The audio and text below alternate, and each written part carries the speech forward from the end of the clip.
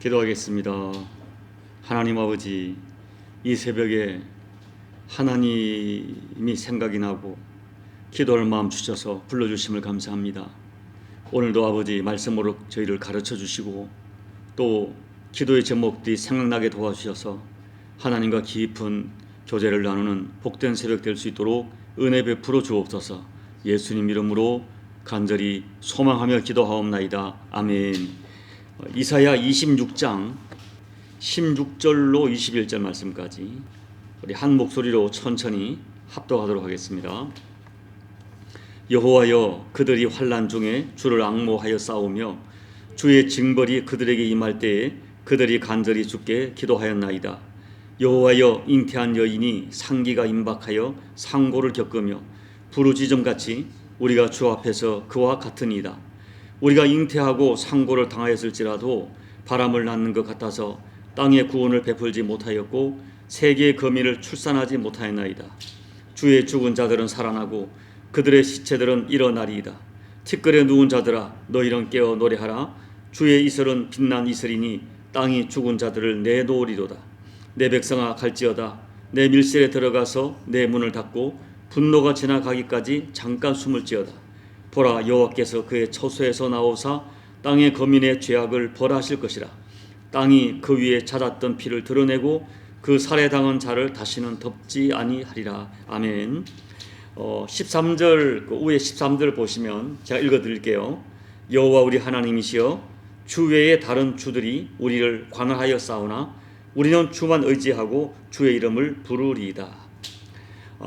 이 상황은 바벨론 포로에 끌려가서 그들이 처한 상황을 설명하는 것으로 해석합니다.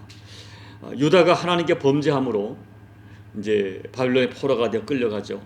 그곳에서 전혀 다른 주, 전혀 다른 신을 섬겨야 되는 그런 상황이 되었지만 그 우상이 지배하는 문화 속에서 참 고통스러운 세월을 보내게 되겠지만 우리는 주만 의지하겠습니다. 바벨론 신에게 무릎을 꿇지 않고 주만 의지하고 주의 이름만 부르겠다고 선언합니다. 놀라운 것은 여러분, 이 유다 백성, 이스라엘 백성들이 유다가 포로의 고통을 당하면서 자기 각성이 일어나요. 자기들의 죄를 진실하게 깨닫게 되었고 오히려 이제 정말 주님만 온전히 섬기겠습니다 결단합니다. 이 포로 생활의 고통이 그들로 하여금 자신을 새롭게 발견하게 되고 하나님에 대하여 새롭게 눈이 열리게 되었습니다. 그리고 그 이방인의 땅, 바벨론 강가에서 눈물을 흘리며 회개하고 하나님을 간절히 구하기 시작합니다. 그 다음 16절 17절 말씀 다시 읽어드릴게요. 여호와여, 그들이 환난 중에 주를 앙모하여 싸우며 주의 징벌이 그들에게 임할 때에 그들이 간절히 주께 기도하였나이다. 여호와여, 잉태한 여인이 상기가 임박하여 상고를 겪으며 부르짖음같이 우리가 주 앞에서 그와 같으니이다. 그들이 환난 중에도 여호와를 앙망하였고 주의 징벌이 임할 때에 더욱 간절히 주께 기도하였다고 했습니다. 마치 그 상고를 겪는 상기가 임박한 그 임산부가 산통을 겪으며 부르짖음같이 하나님을 간절히 부르짖다고 했습니다. 그런데 문제는 이 현실은 당장 어떤 변화도 없었고 포로 생활의 고통은 계속되고 있었습니다. 그것은 마치 임산부가 큰 상고를 겪으면서도 아기를 낳는다는 소망을 가지고 그 고통을 이겨내고 있는데 문제는 산통은 하는데 아기가 낳지 못한다. 그런 상황이라고 설명하는 거예요. 18절 말씀이죠. 산통을 하지만 그 고통을 통해서 낳는 것이 없었어요. 그래서 소망이 무너지고 절망밖에 남는 것이 없었습니다. 그런데 오늘 이사야는 하나님의 역사는 거기서 끝나지 않았다고 선언합니다. 19절 말씀에서 죽은 자들이 살아나고 시체들이 일어나는 역사가 있을 것이다. 하나님이 너희들에게 이슬 같은 은혜를 주시리라 예언합니다. 여러분, 이슬 같은 은혜가 뭐예요? 내가 알지 못하는 가운데 소리 소문 없이 어느 날 보니까 내 주변을 촉촉히 적시는 것입니다. 그리고 그 이슬같이 임한 그 은혜 때문에 생명, 땅에 죽은 것들이 다시 일어나는 그런 생명의 역사를 경험합니다. 비천한 자리에 있던 이스라엘이 마른 땅에 이슬이 내려 새싹이 나는 것처럼 이슬 같은 하나님의 은혜를 통하여 새롭게 회복되고 일어날 것을 이 이사야가 예언하는 거예요. 하나님께서는 이슬 같은 조용한 이스라엘 백성들이 전혀 느끼지 못하는 가운데 이슬 같은 은혜를 주셔서 생명을 일으키고 당당하게 일어나게 합니다. 그런데 중요한 것은 그와 같은 은혜가 주어지기까지, 그와 같은 구체적인 승리가 주어지기까지 어떻게 지금 이 산통 같은 도전을 이겨내고 승리할 수 있을지를 가르쳐주는 거예요. 해답은 20절 내 밀실에 들어가라 공고합니다.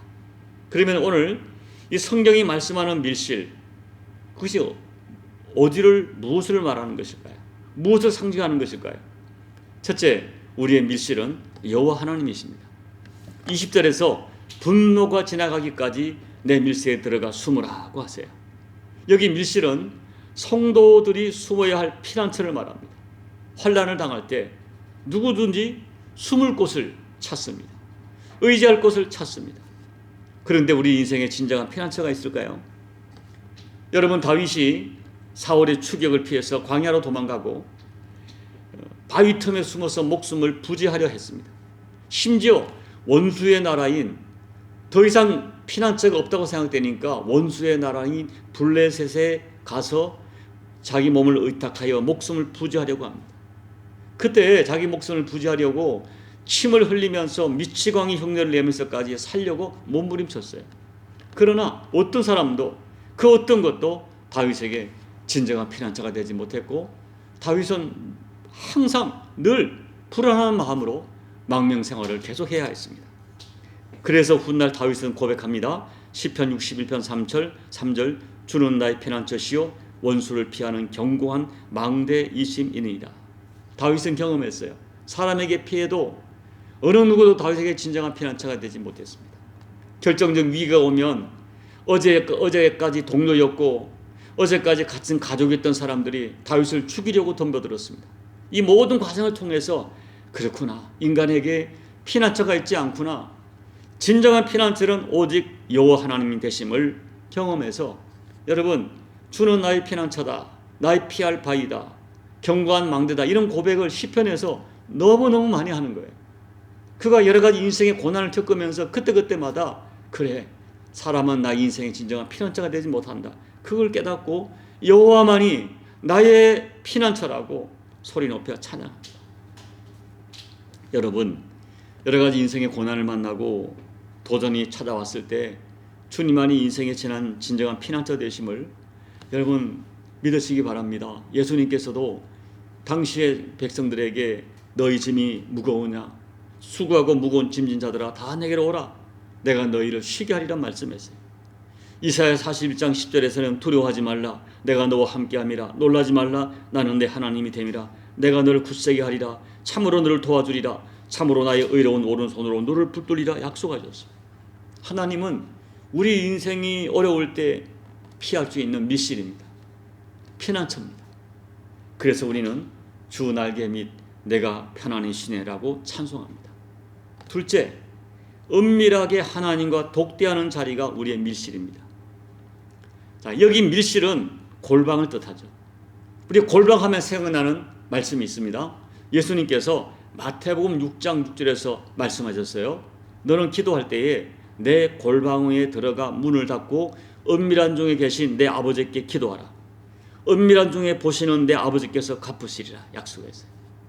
결국 밀실은 하나님과 독대하기 위한 기도의 골방을 의미해요. 우리에게 원치 않은 고난이 계속될 때가 있습니다.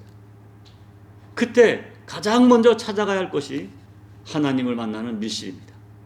성도는 고난의 때 밀실에 들어가 문을 닫고 잠깐 숨어 있어야 돼요. 여기 문을 닫으라, 숨어 있어라 말합니다. 그때는 사람들과의 대화도 무분별하게 대화하고 여기저기 막 하소연하지 말고 나의 밀실에 들어가 성경 읽고 기도하기를 힘써야 됩니다. 환난 당할 때뿐이 아니고 그냥 마음이 컬컬하고 답답하고 우울하고 불안하고 두렵고 또 괴로울 때, 병들었을 때, 어떤 위기가 찾아왔을 때, 실패했을 때 우리가 찾아갈 곳은 하나님과의 독대를 위한 밀실이에요. 하나님과 독대하는 것입니다. 기도의 밀실입니다. 여러분, 우리 모두에게는 하나님과 독대하는 내 개인적인 밀실이 있어야 돼요. 기도의 밀실이 결국 모든 고난과 두려움의 환경을 평안으로 바꾸는 하나님의 은혜의 통로입니다. 우리가 염려가 계속되고 두려움이 계속되고 또 나도 모르게 자꾸 짜증이 나고 또 소리가 크게 나는 것, 나의 기도의 밀실이 비어있기 때문에 그렇습니다. 그래서 우리 인생과 기도의 밀실은 밀접한 관계가 있습니다. 그리고 오늘 본문에서 문을 닫으라 라고 했어요. 여러분, 방송국에 가면 이 스튜디오는 방음 장치가 잘 되어 있죠. 문을 닫으면 안과 밖이 완전히 차단됩니다. 여기서 문을 닫는다는 것은 사람에게 문을 닫으라, 그럼 하나님께는 문을 열라, 이런 의미예요. 세상을 향하여, 사람을 향하여 나의 입과 눈과 귀를 닫고 반대로 밀실에 들어가 하나님께는 너의 눈과 너의 마음과 너의 가슴을, 너의 귀를 활짝 열어라. 하나님과만 독대해라, 이런 말씀이에요. 오늘 20절, 내 백성아 내 밀실로 들어가라. 이게 오늘 설교의 제목이면서 오늘 저와 여러분에게 던져주시는 하나님 말씀입니다. 인생에 산통 같은 고난이 계속될 때, 아무리 봐도 어떤 변화가 없을 때, 소망이 없을 때 내 밀실로 들어가라. 그리고 그 분노가 지나가기까지 거기 밀실에 머무르라. 특히 오늘 말씀 가운데 너의 밀실, 내 밀실, 너의 밀실 지정하세요. 너의 밀실을 가져라 하는 거예요. 그리고 20절 하반절에 분노가 지나가기까지 잠깐 숨을 쉬어라 말씀하세요. 이건 두 가지로 해석할 수 있어요. 여러분, 우리가 주의 일을 하거나 가정이나 인간관계에서 어떤 경우는 마음에 너무 큰 상처를 받고 내 마음에 분노가 일어날 때가 있어요. 그때 그 분노를 바라지 말고 빨리 밀실에 들어가 무릎을 꿇고 너의 마음의 분노가 사라질 때까지 기도의 밀실에서 하나님 앞에 다 토해놓고 하나님과 독대하라. 반대로 주변 누군가 어떤 사람이 나에게 분노를 품고 나에게 무섭게 도전할 때가 있어요. 그때도 밀실에 들어가 하나님과 독대하고 하나님께 맡기라 하는 것입니다. 그러면 19절 말씀, 언제 내렸는지 모를 그 주의 이슬 같은 은혜가 임하게 될 것이다 하는 거예요. 그리고 이제 말씀을 정리하면서 21절을 보십시오. 보라, 여호와께서 그의 처소에서 나오사 땅의 거민의 죄악을 벌하실 것이라. 내가 하나님을 밀실 삼고 하나님께 엎드리면 하나님께서 나를 대신해서 일어나셔서 갚아주신다는 것입니다. 벌할 인생들은 벌하시고 물리칠 것은 물리쳐 주십니다. 하나님이, 여러분, 바벨론 포로 생활 해방된 것은 이스라엘의 힘으로 전혀 개입이 되지 않아요. 100% 전적으로 하나님이 하셨어요. 다만 이스라엘 백성이 한 것은 시편 126편의 말씀처럼 울며 씨를 부렸다. 우는 것밖에 할 수가 없었어요. 아무것도 할 수가 없으니까 그냥 울기만 한 것입니다. 그때 하나님께서 일어나사 나오사 땅의 거민들의 죄악을 벌해 주셨습니다. 여러분, 가정에서, 교회에서, 밀실에서 기도할 때, 찬송할 때, 말씀을 받을 때 믿으십시오. 내 마음의 원망, 불평, 초조함, 두려움, 분노를 어느새 하나님이 해결해 주십니다. 그리고 이유를 알 수 없는 평안이 내 심령을 지배하십니다. 부디 여러분 모두에게 개인적인 신령한 밀실이 꼭 보존되고 지켜지고 그 밀실에서 하나님과의 대화가 여러분 더 친밀하고 깊어지는 은혜가 여러분의 있기를 축복합니다. 그래서 그 밀실을 통해서 하나님의 은혜가, 이슬 같은 이 은혜가 임해서 내 마음의 심령이 평안을 주시고 어느새 일어나셔서 나를 위해서 갚아주시는 하나님의 은혜가 저와 여러분에게 꼭 경험되시기를 예수님 이름으로 축복합니다. 아멘. 우리 찬송가 370장을 찬양하겠습니다. 주 안에 있는 나에게 딴 근심 있으랴. 십자가 밑에 나가 내 짐을 풀었네. 주님을 찬송하면서 할렐루야 할렐루야 내 앞길 험해도 나 주님만 따라가리. 그 두려움이 변하여 내 기도 되었고 전날의 한숨 변하여 내 노래 되었네. 주님을 찬송하면서 할렐루야 할렐루야. 내 앞길 멀고 험해도 나 주님만 따라가리. 내 주는 자비하셔서 늘 함께 계시고 내 궁핍 밤을 아시고 늘 채워주시네. 주님을 찬송하면서 할렐루야 할렐루야. 내 앞길 멀고 험해도 나 주님만 따라가리. 내 주와 맺은 언약은 영불변하시니 그 나라 가기까지는 늘 보호하시네. 주님을 찬송하면서 할렐루야 할렐루야. 내 앞길 멀고 험해도 나 주님만 따라가리. 하나님 아버지, 우리에게 밀실을 허락하신 하나님을 찬양합니다. 하나님이 내 인생에 밀실되심을 믿고 또 그 하나님과 독대하는 그 현장이 밀실임을 믿어주게 하심을 감사합니다. 우리 마음에 분노가 있을 때, 상직 탄통 같은 고난을 겪지만 아무런 변화가 없는 것처럼 보일 때, 내 힘으로 도저히 풀 수 없는 어떤 상황과 여건 가운데 있을 때, 하나님 우리에게 주어진 밀실을 지켜내게 도와주시고 그 밀실에서 오직 하나님과 깊이 있는 독대를 나누다가 하나님 주시는 평강을 체험할 뿐 아니라 어느새 이슬같이 내게 은혜를 주시사 나를 위해 일어나사 내 모든 상황과 여건을 갚아주시는 하나님의 이슬 같은 은혜를 체험하는 우리 모두가 될 수 있도록 하나님, 오늘 이사야의 예언의 말씀이 이스라엘 백성이 경험한 말씀이지만 우리에게 주신 말씀으로 받고 이 말씀을 아멘으로 받을 때 이 말씀대로 되어지는 역사가 우리에게도 허락되는 은총이 될 수 있도록 축복해 주시옵소서. 예수님 이름으로 간절히 소망하며 기도하옵나이다. 아멘. 사랑하는 여러분, 산통 같은 고통을 겪지만 아무런 변화가 없어 절망할 때 하나님께서는 내 밀실로 들어가라고 말합니다. 그 밀실에 들어갔을 때 어느새 이슬 같은 은혜가 임하고 나를 위하여 일어나시는 하나님의 은혜를 약속하십니다. 오늘 말씀을 붙들고, 그리고 이 말씀은 예언의 말씀이지만 이스라엘 백성이 그대로 체험했습니다.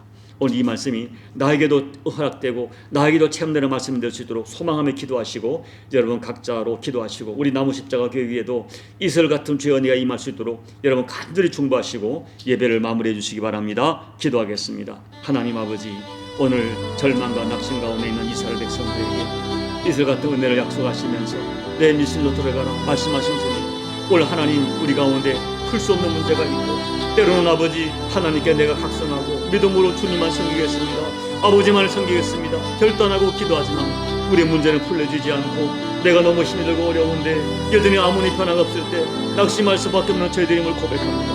하나님 아버지, 그때 우리들에게 이슬 같은 은혜를 약속하시고 내 밀실로 들어가라 말씀하신 주님, 살아계신 하나님, 간절히 찾고 찾는 데를 만나주신다는 약속의 말씀, 지금 내 주변 상황은 아버지 아무런 변화가 없고 아무런 증거가 없고 아무런 소리가 들리지 않고 아무런 아버지 징조가 보이지 않아도 하나님 살아계시고 나를 사랑하신다는 내 아버지 되신다는 분명한 믿음을 가지고 하나님 아버지 기도의 밀실, 하나님께 밀실에 들어가 하나님과 독대하고 하나님께만 마음을 나누고 하나님 내 심령을 토로하고 아버지 앞에 눈물로 올 때에 하나님 아버지, 나도 모르는 사이에 이슬 같은 은혜가 임하여서 내 삶과 환경을 변화시키는 하나님의 역사를 이스라엘 백성도 경험했지만 우리도 반드시 경험하는 은혜가 될 수 있도록 이 지나간 역사의 말씀이 아니라 오늘 나에게 주시는 말씀을 받을 때 내 믿음대로 될지어다 말씀하시는 주의 음성이 오늘 우리에게 허락되는 은총이 될 수 있도록 하나님 도와주옵소서. 우리 남은 십자가 교회 위에도 이슬 같은 은혜가 필요합니다.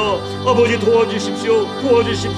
아버지 아무침 현대는 아무런 변화가 없지만 하나님 아버지 그리하여 산통 같은 고통을 겪고 있지만 하나님 반드시 은혜 줄 줄로 믿습니다.